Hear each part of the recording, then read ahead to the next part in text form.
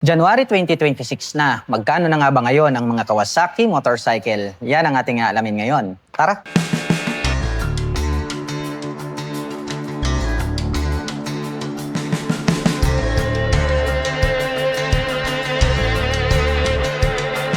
Barako 3 Fi 2025 version. Dual start po ito. Equip po ito ng kickstarter at electric starter. Ito po ay mayroong square type na headlight design. Bulb type po yung kanyang ginagamit. Ganon din po ito pong kanyang mga bilugan na turn signals. Bulb type din po yan. At ito po ay equipped with traditional telescopic fork na silver color. Mayroon po yang rubber protector. At ito po ay naka-drum brake dito sa harapan. Habang naka-drum brake din naman po dito sa likuran. At ito po ay gumagamit ng analog meter panel display. Naka-mechanical key ang ignition at ito po ay naka-naked handlebar. At ang kanyang mga button selectors dito sa kaliwa, meron po itong high beam and low beam, hazard button, turn signal selectors at ang kanyang horn. Habang dito naman po sa kabila, mayroon po itong electric starter. At bukod dyan, mayroon din po itong kick starter. At mayroon po itong sukat na 2.75/17 dito sa harapan. Habang mayroon naman pong sukat na 3/17 dito sa likuran. Ang lapad po nito pong kanyang upuan. Black color naman po ang kanyang seat cover. At mayroon na po itong integrated na grab bar. Converted na rin po ito as rear carrier. At mayroon po itong 12 liters na fuel tank capacity. Combination po ng gray at black itong kanyang pipe. At mayroon po itong single exhaust. At ito po ay gumagamit ng 4 shock absorber dito sa likuran. Tubular po na metal ito pong kanyang swing arm. At ito po ay naka 4-speed manual transmission. Naka bulb type po ang kanyang tail light at bilugan naman po ang kanyang mga bulb type na turn signals. At ang presyo po ng pinakabagong Barako 3 2025 version na dual start Fi ay nagkakahalaga po ito ng 103,000 pesos. At kung gusto mo naman pong kumuha ng hulugan ay kailangan mo pong mag-down payment ng 8,800 pesos. At mayroon naman po itong 5,245 pesos sa loob po yan ng 36 months. Kawasaki Brusky 125. Dito po sa bandang itaas, mayroon po siya ritong split na daytime running light. At mayroon pa po siyang additional na lights dyan sa bandang itaas. At dito po sa bandang ibaba, ito po yung kanyang main headlight. Maporma din po at maangas ang dating nito pong kanyang lighting system. At dito po sa bandang itaas, nagkaroon po siya ng arrow dito. At ito po ay naka-fuel injected na po ang kanyang engine. Ito po ay naka-air cooled. Ito naman pong kanyang upuan, malapad din po siya. And then yung kanyang seat cover is black color po siya. Ito naman pong kanyang grab bar is silver color po siya. Ito po ay gumagamit ng traditional na telescopic fork, silver color. Ganon din po ito pong kanyang mag-wheel. Same din po sila ng kulay na silver color. At ang sukat naman po ng kanyang gulong rito po sa harapan, ito po ay mayroong sukat na 80/90-14. Combination po pala ito ng analog at saka digital. Mayroon naman po itong 2 front pocket sa magkabila. Mayroon din po siyang utility hook dito sa gitna. Gumagamit po ito ng mechanical key. At ang kagandahan niyan ay included na po pala rito yung kanyang seat opener. Malawak din po itong kanyang footboard. Maganda rin pong pagkakadesign. At ang kagandahan niyan, included na po dito ito pong kanyang turn signals. Ito po pala ay gumagamit ng single shock absorber. Yung coil spring na ginamit is glossy black po siya. At ito po ay mayroong mechanical trailing or drum brake para po dito sa kanyang rear braking system. At ito pong kanyang cast wheel is silver color po siya. At ang sukat naman po ng kanyang gulong rito po sa bandang likuran ay may sukat na 90/90-14. Mayroon po itong single exhaust. At ang presyo naman po nito pong kanilang Kawasaki Brusky 125 ay nagkakahalaga po ito ng 77,000 pesos. At kung balak mo naman pong kumuha ng hulugan, ay kailangan mo lang pong mag-down payment dito ng 5,800 pesos. Ito pang off-road talaga to. Makikita natin itong kanyang gulong, napakalaki no. At ito po ay naka dual purpose pattern tires. Equipped naman po ito ng single rotor disc brake na flower design with 2-cut caliper. At very attractive po ang pagkakadesign nitong kanyang main light na naka aim shift design, LED na po yan. At located naman po sa bandang itaas ito pong kanyang mga turn signals. At ang ganda po pala no, colorful po. Ito pong kanyang inverted telescopic fork na gold color. At ito pong kanyang fuel tank located sa gitna of course at black color naman po yan. Ang kanya pong meter panel display ay naka-digital. May single button selector dito sa gilid, naka-mechanical key ang ignition at ito po ay naka-naked handlebar. Pahaba, ito pong kanyang upuan. May nakalagay naman po rito na Kawasaki. At ito naman pong kanyang rear fender is patulis. Nandito naman po located itong kanyang tail light at ito po yung kanyang mga malalaking turn signals. At ito pong kanyang stock pipe napakahaba. Mayroon naman po itong silver color na head protection guard at mayroon po itong single exhaust. Ito naman pong kanyang gulong rito sa likuran, ayan oh, napakakapal. At gaya nga po ng sabi ko sa inyo, ito po ay naka dual purpose pattern tires dahil nga pang off-road itong motorcycle na to. Equipped naman po ito ng single rotor disc brake with single pot caliper para po dito sa kanyang rear braking system. At gumagamit naman po ito ng monoshock absorber para po dito sa kanyang rear suspension. At ang model po pala nito pong kanilang Kawasaki, ito po yung KLX 150. Mayroon po itong 150 cubic centimeter engine displacement. At ang presyo po pala nito pong kanilang Kawasaki KLX 150 ay nagkakahalaga po ito ng 136,900 pesos. At kung balak mo naman pong kumuha ng hulugan ay kailangan mo lang pong mag-down payment ng 29,800 pesos. Kawasaki Bajaj Roser NS125. Ito po yung fuel injection na model. Ang lapad po nito pong kanyang headlight design, nakaimbustong part na to, matulis din. Gumagamit po ito ng bulb type para po rito sa kanyang main light at may additional lights pa po rito sa bandang itaas. Nandito naman po located itong kanyang mga malalaking turn signals.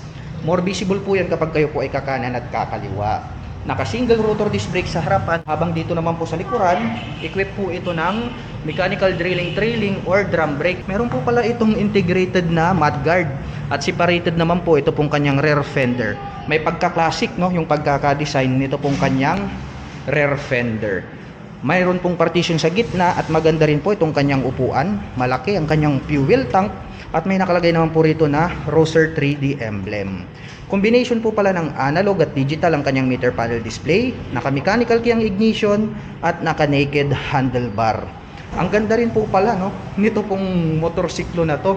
At equip po pala ito ng dual shock absorber para po dito sa kanyang rear suspension. Ayun, endurance nakalagay.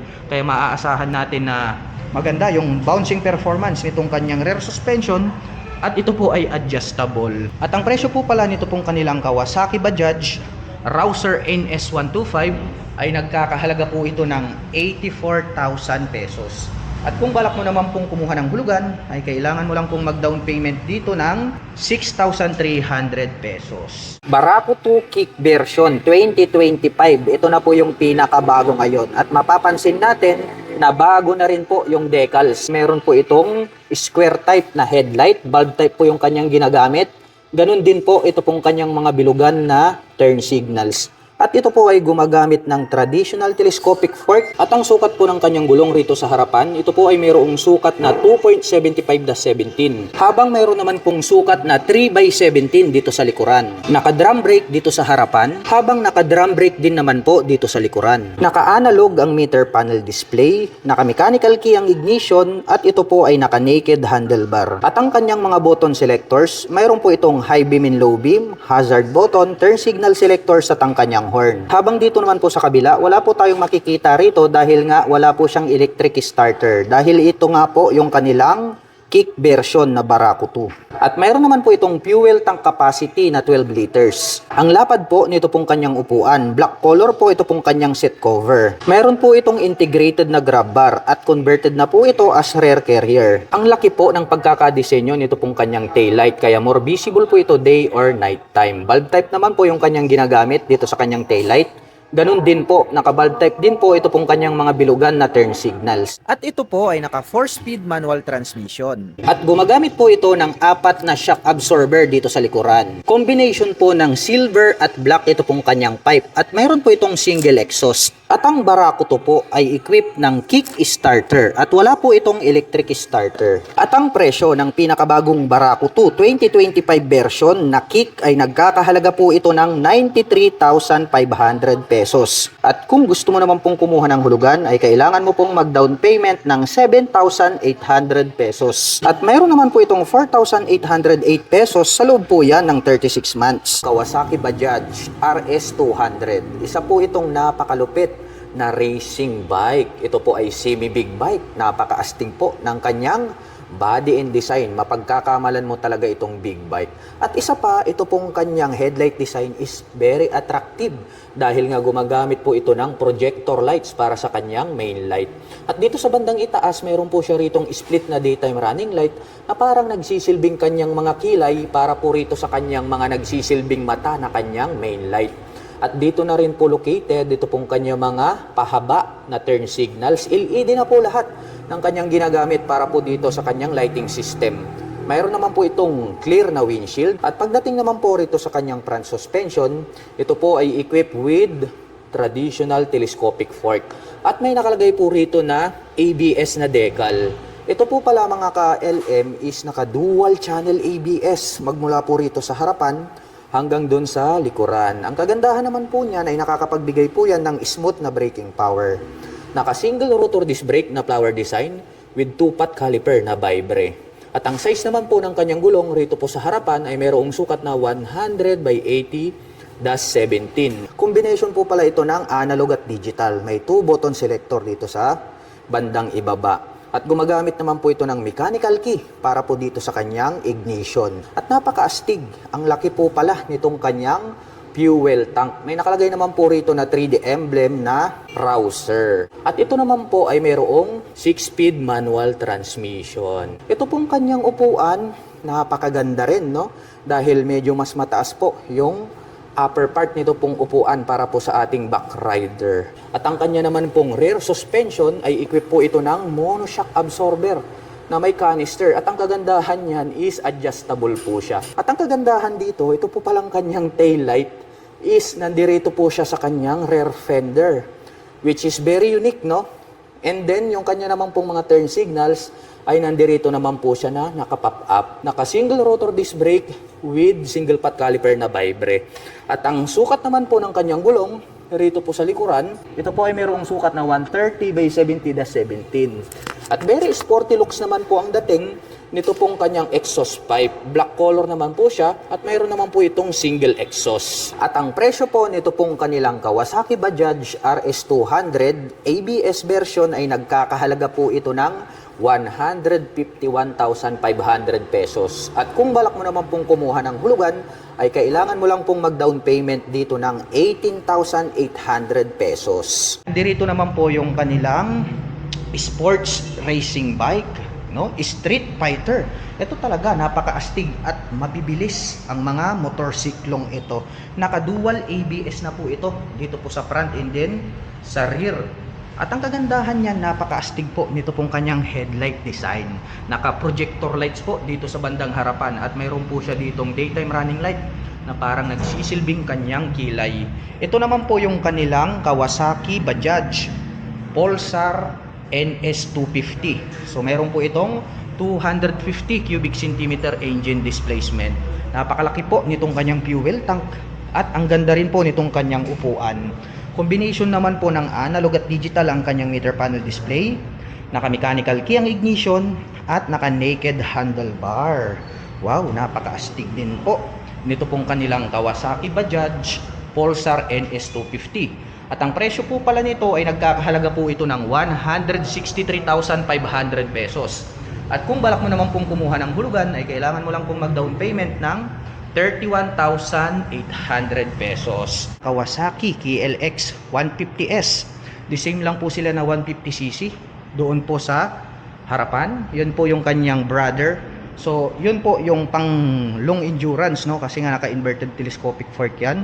Ito naman po ay equipped po siya ng traditional telescopic fork. Meron po siyang rubber boots dito sa bandang itaas. Of course, ito po ay naka dual purpose pattern tires dahil ito po ay pang on and off-road condition. Naka-spokes rim set din po yan. Equipped with single rotor disc brake with 2-pot caliper para sa kanyang front braking system. And then ito pong kanyang headlight is naka-aim shift design din.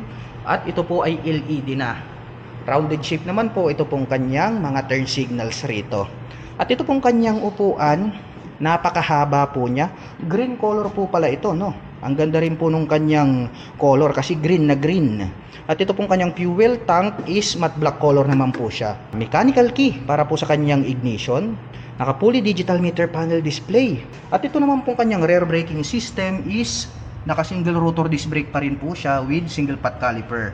At gumagamit naman po ito ng monoshock absorber para po sa kanyang rear suspension. Ang lupit din po pala ng dating nito pong motorsiklo na to, no? Para po sa mga kababayan natin na mahilig mag-off-road, saktong-sakto ito para sa inyo. At ang presyo po pala nito pong kanilang Kawasaki KLX 150S ay nagkakahalaga po ito ng 125,000 pesos.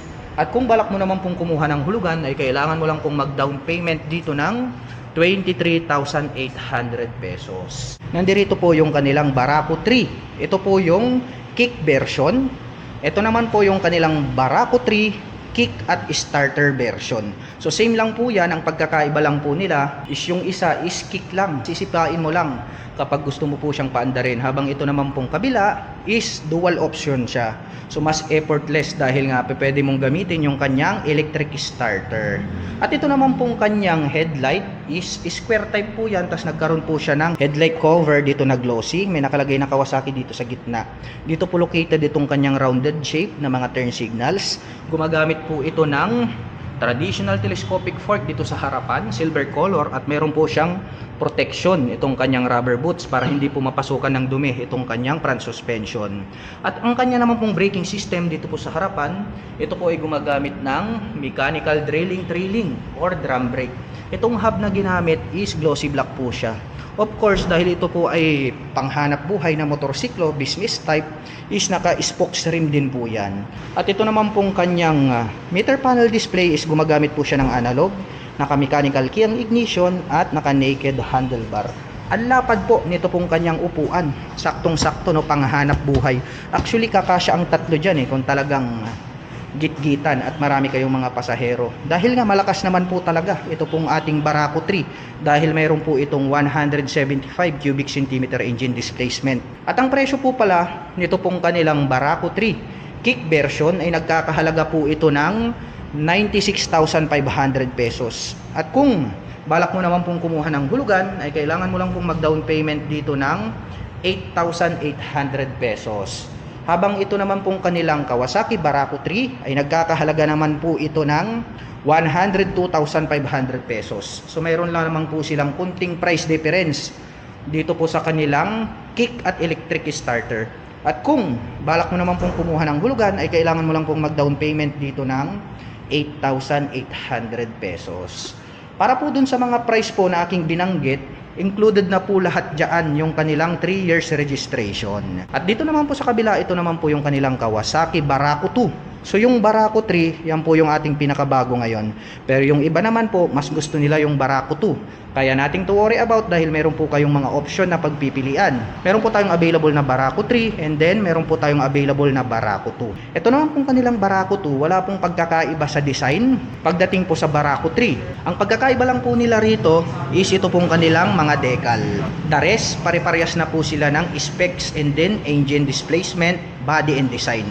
Kaya ang babanggitin na lang po natin dito ay yung presyo po nito pong kanilang Barako 2. Ito pong kanilang Barako 2 na kick version ay nagkakahalaga po ito ng 93,000 pesos. So ito po yung kick version. At kung balak mo naman pong kumuha ng hulugan ay kailangan mo lang pong mag-down payment dito ng 7,800 pesos. Mapunta naman po tayo rito sa kanilang Barako 2 kick at electric starter version. Nagkakahalaga naman po ito ng 97,000 pesos. At kung balak mo naman pong kumuha ng hulugan, ay kailangan mo lang pong mag-down payment dito ng 8,300 pesos. Isa sa nagustuhan ko dito sa kanilang Kawasaki Dominar 400 UG ay talagang napaka-bulky niya, no? Masasabi natin na napakalaki ng kanyang body and design. Well, mapunta muna tayo rito sa kanyang headlight. Dito sa harap, naka-emboss tong part na to. And then pag ating sinilip, no, nagkaroon po siya rito ng napakaraming partition. Inverted telescopic fork, single rotor disc brake. Ang kanya naman pong mags, nagkaroon siya ng two-tone color combination. Mayroon na din po pala siyang USB charging port. Ito po pala ay mayroong 13 liters na fuel tank capacity. Built-in na crash guard. Ito po pala ay equipped with 6-speed manual transmission. Ang ganda rin. Wala tayong makikitang tahi rito. Karoon pa po siya rito ng saddle. Pwede na po tayo agad maglagay ng mga top box. Pagdating naman po sa mga sukat ng gulong, ito po ay mayroong 110 by 70-17. ang kanyang stock tires pang city riding condition. At pagdating naman po sa kanyang engine specifications, ang atin pong Dominar UG ay mayroon pong 400 cubic centimeter engine displacement, naka 4-stroke single cylinder, naka dual overhead cam, at nakakapag-provide naman po ito ng maximum power na 39.4 HP at 8,650 RPM, habang nakakapagbigay naman po ito ng maximum torque na 35 Nm at 7,000 RPM. At ang bigat naman po ng motorsiklong ito ay mayroon pong 184 kg. Braking system sa likod, equipped with single rotor disc brake na bilog along with single pot caliper na Vibre. Equipped po siya ng dual channel ABS. At ang presyo po ng Dominar 400 UG ay nagkakahalaga po ng 210,900 pesos. Yan po yung kanyang cash price SRP at included na rin po dyan yung kanyang 3 years registration. At para naman po sa mga balak kumuha ng hulugan, kailangan pong mag-down payment ng 36,800 pesos. At mayroon pa po itong additional na 9,387 pesos para naman po sa kanyang insurance. Ito ay para lamang po doon sa mga kukuha ng hulugan. At pagdating naman po sa kanyang monthly installment, ito po ay mayroong 9,351 pesos sa loob ng 3 taon. Ito naman po yung kanilang Kawasaki Bajaj City version. So mayroon po tayo ritong City 100, mayroon po tayong City 125 at City 150. So ito po, lahat po ng babanggitin ko is magkakapareho po sila sa body and design. Parehas po sila ng headlight, rounded shape yung mga yan hanggang sa 150. Yung kanila pong mga turn signals, pare-parehas po yan na rounded shape, and then bulb type po lahat ang kanilang ginagamit para po sa kanilang turn signals.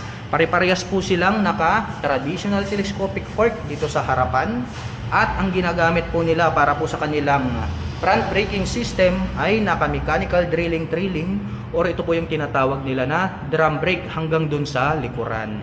At yung kanilang fuel tank capacity, wala din pong pagkakaiba. Pare-parehas din po yan ng size, at ganun din po yung size ng kanyang upuan. Ngayon naman po ay babanggitin natin kung magkano naman po yung presyo nito pong kanilang Kawasaki Bajaj na pang business type na pinaka-affordable. Kung gusto niyo po ng pinakamatipid, ito po yung bagay sa inyo. Ito pong Kawasaki City 100. At ang presyo naman po nito pong kanilang Kawasaki City 100 ay nagkakahalaga po ito ng 58,700 pesos. At kung balak mo naman pong kumuha ng hulugan, ay kailangan mo lang pong mag-down payment dito ng 2,800 pesos. Dumako naman po tayo rito sa Kawasaki City 125. Ang presyo naman po nito ay nagkakahalaga po ito ng 60,700 pesos. At kung balak mo naman pong kumuha ng hulugan, ay kailangan mo lang pong mag-down payment dito ng 2,800 pesos. At ang kanila pong big brother, ito po yung pinakamalakas sa lahat, ang Kawasaki City 150. Ito po ay nagkakahalaga ng 71,500 pesos. At kung balak mo naman pong kumuha ng hulugan, ay kailangan mo lang pong mag-down payment ng 2,800 pesos.